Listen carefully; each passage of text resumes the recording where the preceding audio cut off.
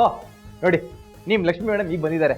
Madam ಕೂತ್ಕೊಳ್ಳಿ, ಸಾರು ಅವಾಗ್ಲಿಂದ ನಿಮ್ಗೆ ಅಂತ ಕಾಯ್ತಿದ್ದಾರೆ. ಕೂತ್ಕೊಳ್ಳಿ ಕೂತ್ಕೊಳ್ಳಿ.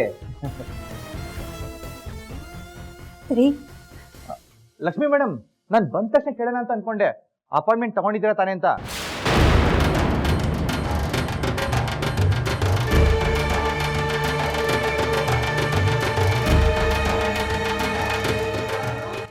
ಅಪಾಯಿಂಟ್ಮೆಂಟ್ ತಗೊಂಡಿಲ್ಲ ಅಂದ್ರೆ ಅವ್ರು ತನ್ನ ಸ್ವಂತ ಗಂಡು ಸಿಗಲ್ಲ, ಅಷ್ಟು ಬಿಜಿ ಅವರು ಅಲ್ವಾ ಮೇಡಮ್?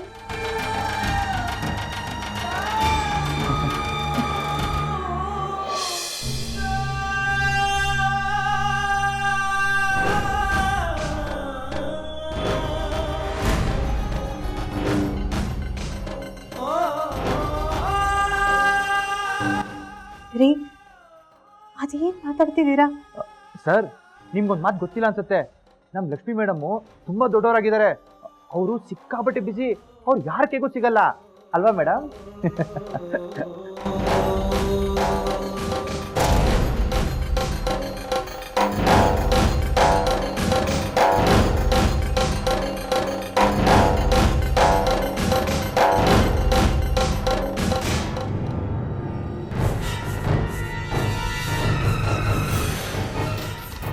ಬಾಬಾ ಏನಿದೆಲ್ಲ? ಬಾಬಾ ಇರೋದನ್ನ ಹೇಳ್ತಿದ್ದೀನಿ, ನಾನೇ ಇಲ್ದೇ ಇರೋದನ್ನ ಹೇಳ್ತಿದ್ದೀನಾ? ನೀನ್ ಸರಿ.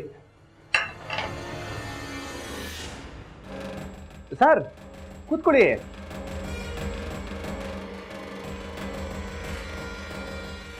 ಯಾಕೆ ನಿಂತ್ಕೋತಿದ್ದೀರಾ?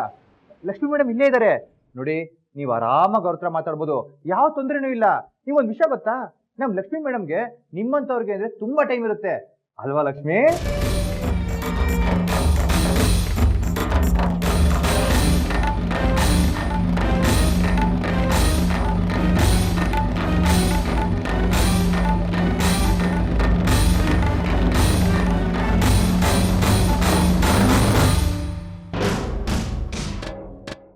ಮೇಡಮ್ ತಗೊಳ್ಳಿ ನಿಮ್ಮ ಬ್ಯಾಲೆನ್ಸ್ ಚೆಕ್ ತಗೊಳ್ಳಿ. ಮೋಸ್ಟ್ಲಿ ನಾನು ನಿಮ್ಮ ಮನೆಗೆ ಬರಬಾರ್ದಾಗಿತ್ತು ಅನಿಸುತ್ತೆ.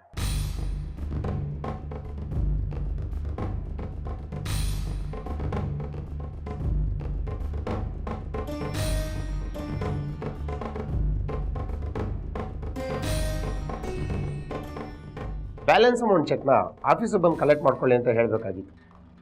ಏನೋ ಒಂದು ಸಂಸ್ಕಾರದಿಂದ ನಿಮ್ಮ ಮನೆಗೆ ಬಂದ್ವಿ. ಆದರೆ ಆದ್ರೆ ಆದ್ರೆ ಏನೋ ನಿನ್ ಮಾತಿನ ಅರ್ಥ ಏನು?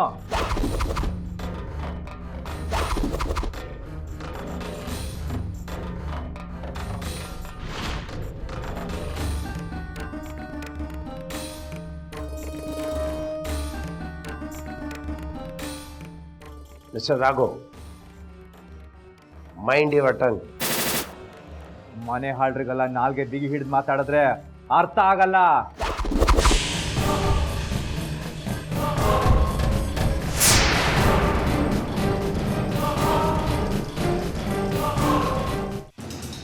ಬಾಬಾ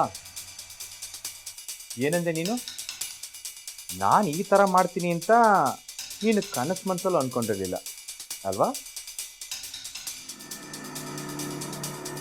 ನಾನು ಅಷ್ಟೇ ಬಾಬಾ, ನನ್ನ ಪ್ರೀತಿಯ ಲಕ್ಷ್ಮಿ ಈ ಥರ ಮಾಡ್ತಾಳೆ ಅಂತ ನಾನು ಕನಸು ಮನಸ್ಸಲ್ಲೂ ಅನ್ಕೊಂಡಿರ್ಲಿಲ್ಲ.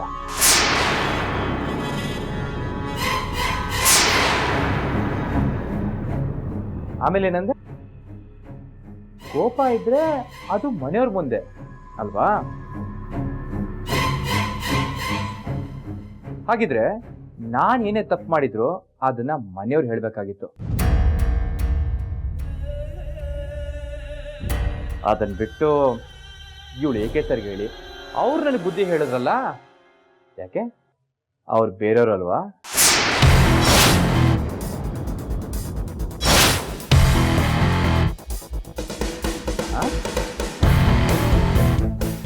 ಆದ್ರೆ ನೀನು ಯಾರು ಹೇಳಿದ್ರು ಕೇಳೋ ಪರಿಸ್ಥಿತಿಯಲ್ಲಿ ಇದ್ದೇನೋ? ಯಾರ ಮಾತುಗಾದ್ರೂ ಕಿವಿ ಕೊಡ್ತಾ ಇದ್ದೇನೋ? ಹೇಗೆಲ್ಲ ನಡ್ಕೊಂಡೆ? ಹಾ ಬಂದೆ ಅಲ್ಲಿಗೆ ಬರ್ತೀನಿ. ಮಧುರ್ ಮಂಗನವ್ರೆ, ನೀವೇನಂದ್ರಿ? ನೀನ್ ಯಾರ ಮಾತೋ ಕಿವಿ ಕೊಡ್ತಿದ್ದೀನಿ ಅಂತ ಅಲ್ವಾ? ಆದರೆ ನಾನು ಯಾಕೆ ಹೀಗಾದೆ ಅಂತ ಯಾರಾದರೂ ಯೋಚನೆ ಮಾಡಿದ್ದೀರಾ?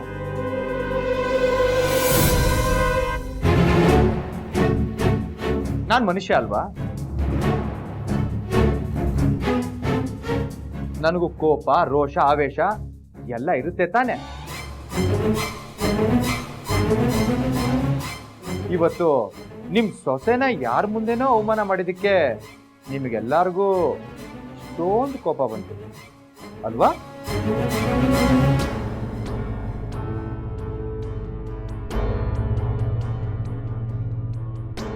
ಅವತ್ತು ನಮ್ಮ ಹಳೆ ಓನರ್ ಮನೆಗೆ ಗೃಹ ಪ್ರವೇಶಕ್ಕೆ ಬರ್ತೀನಿ ಅಂತ ಒಪ್ಕೊಂಡು ಕೊನೆಗೆ ನಾನು ಇಡೀ ದಿನ ಕಾಯಿಸಿ ಹೋಗ್ಲೇ ಇಲ್ಲ.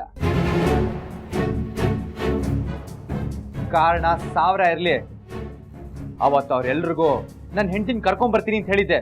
ಆದ್ರೆ ಕರ್ಕೊಂಡು ಹೋದ್ನಾ? ಇಲ್ಲ ತಾನೆ. ಅವ್ರ ಮುಂದೆ ಅವಮಾನ ಮಾಡಿದ್ ಯಾರು?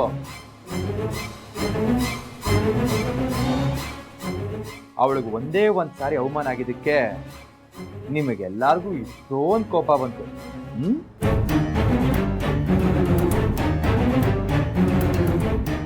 ಆದ್ರೆ ನನಗೆ ಪದೇ ಪದೇ ಅವಮಾನ ಆದ್ರೂ ಕೋಪ ಬರಬಾರ್ದು ಅಲ್ವಾ?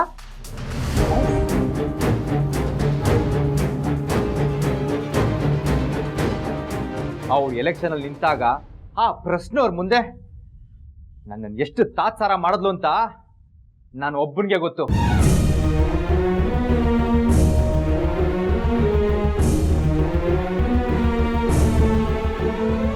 ಅದನ್ ಬಿಡಿ, ನಮ್ ವೆಡ್ಡಿಂಗ್ ಆನಿವರ್ಸರಿ ದಿನ ಇಡೀ ದಿನ ಕಾದು ಕಾದು ನಿರಾಸೆಯಿಂದ ಹೋಗಾಗಾಯ್ತು.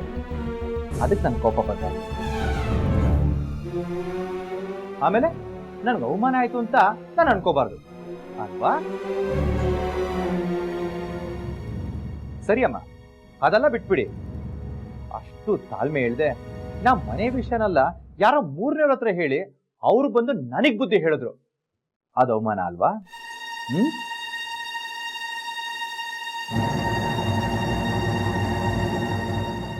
ಹೇಳಮ್ಮ, ಹೇಳು.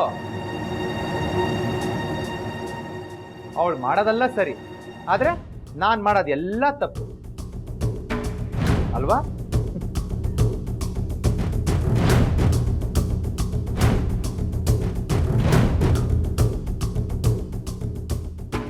ಅವಳನ್ನ ಅರ್ಥ ಮಾಡ್ಕೊಳ್ದೆ ಅವಳ ಮನಸ್ಸನ್ನ ನೋಯಿಸ್ತಿದ್ದೀರಾ ಅಂತ ಹೇಳಿದ್ರಿ ಅಲ್ವಾ? ಆದ್ರೆ ನೀವ್ ಯಾರಾದ್ರೂ ನನ್ನ ಅರ್ಥ ಮಾಡ್ಕೊಂಡ್ರ?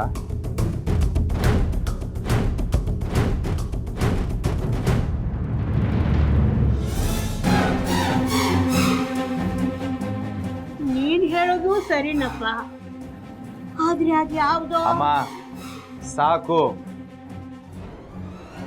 ನನಗಿಷ್ಟೆಲ್ಲ ಆದ್ರೂ ನಾನು ಕೋಪ ಮಾಡ್ಕೋಬಾರ್ದು, ಬೇಜಾರು ಮಾಡ್ಕೊಬಾರ್ದು ಅನ್ನೋದಕ್ಕೆ ನಾನೇನ್ ಭಗವಂತ ಅಲ್ಲ. ನನಗೂ ಮನ್ಸಿದೆ. ನಿಮ್ ಸೊಸೆ ಮಾಡಿರೋದನ್ನ ಸಹಿಸ್ಕೊಂಡು ನನಗೂ ಸಾಕಾಗೋಗಿದೆ.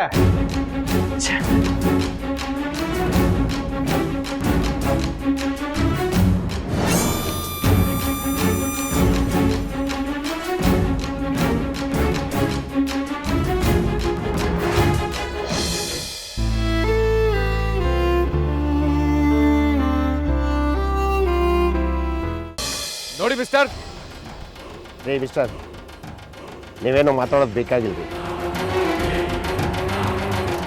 ಅಲ್ರಿ, ಮನೆಗೆ ಬಂದವ್ರನ್ನ ಆ ರೀತಿನ ಟ್ರೀಟ್ ಮಾಡೋದು ನೀವು.